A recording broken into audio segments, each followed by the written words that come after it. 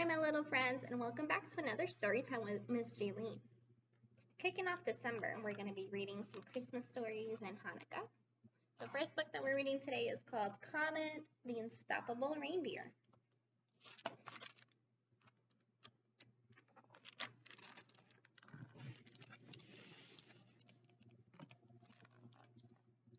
"'Twas the night before Christmas, a tense situation. The elves had worked the whole year without a vacation. They weren't jolly or cheery, they were tired and cranky. There was some pushing and shoving between Stinky and Stanky. And so Comet stepped in. He hated elf fightings. Then a wild punch connected and turned out his lights. When Comet came, they were all getting along, but his arm had a bend where one didn't belong. The doctor came over and got to work fast. He outfitted Comet with a sling and a cast. As Comet jumped up, Doc with a frown, "You're not going anywhere, just sit yourself down. No dashing, no dancing, your arm it needs fixing. It will be a long time before you're prancing with Vixen." Later that night, Comet watched Santa get ready. His spot had been filled by a rookie named Freddie. "But Comet's the best," Dasher whispered to Blitzen. "I mean, Freddie is nice, but I'm not sure he fits in." "I fit in," said Freddie. "I so qualify. I don't need a degree. I'm a reindeer, I fly." Santa hugged Comet and told him goodbye. Comet sighed as he watched them fly into the sky. It's so very quiet when the elves all go home, and you're a busted up reindeer at the North Pole alone. Your friends have all gone to leave good girls and boys a present from Santa's great big bag of toys. His bag of toys! Comet started to yell. How could they forget? Then he called Santa's cell. But Santa was laughing at Freddy's bad singing. With those loud ho ho ho's, no one heard the phone ringing. There was only one thing that a reindeer could do to make sure that those toys got to me and to you. One single thought went through Comet's head. Always lift with your legs, that's what everyone said. With a heave and a ho, he lifted that bag. But the weight was so great that he started to sag. He tried with a lever, he tried with a hoist. He tried till his forehead was reddened and moist. I simply can't do it, this bag weighs too much. There are too many toys and candy and such. I gave it a try, I can't do any better. But as he gave up, he noticed a letter. Dear Santa, it said, most start out the way. Or Dear Mr. Claus, or Yo Tubby, hey. But the sad Dear Santa, it'd be great if you could bring a toy for my sister, she's so sweet and good. She's too small to write, but I know what she'd like. A little green pig on a little pink bike. But there are so many kids and the world is so big.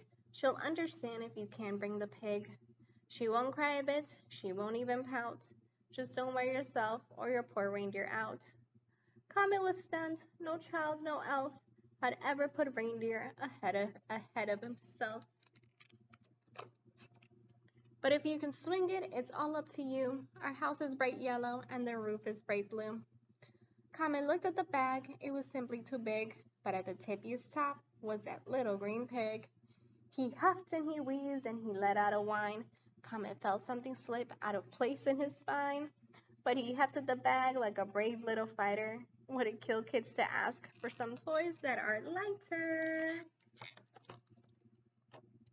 He limped up to the map and looked to the east. It's morning there first, groaned the belated beast. He lumbered outside and prepared to depart when he heard the soft sound of a hernia to start. I'll begin in the east and work my way west, Comet said as he winced at a pain in his chest.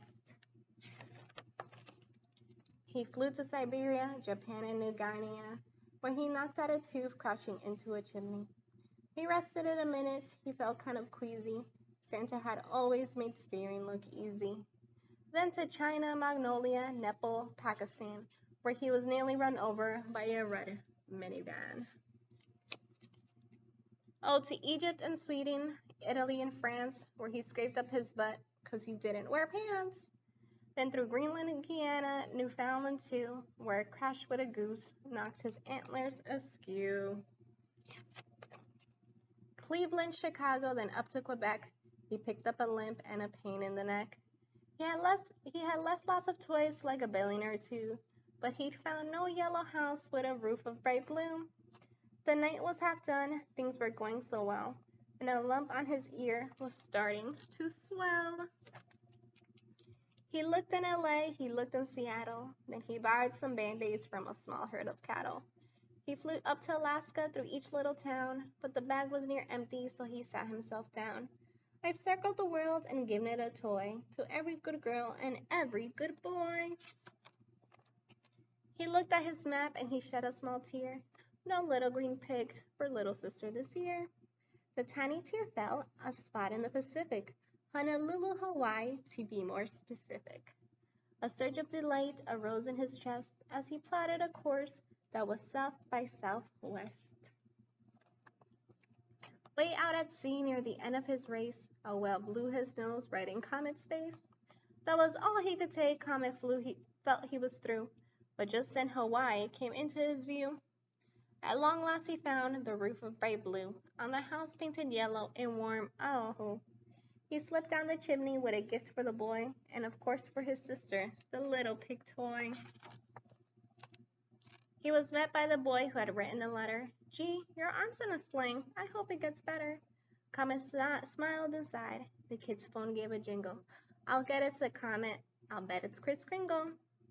It was Santa, of course, full of thank yous and praises. So quick thinking Comet mentioned getting a raise. And a vacation, said Santa. Can the elves have one too? Asked Comet, who knew what that's the right thing to do. Well, I'll go, laughed Santa. That should heal that bone. Oh, and next time, said Comet, please turn up your phone. I hope you guys liked the story. Bye, my little friends.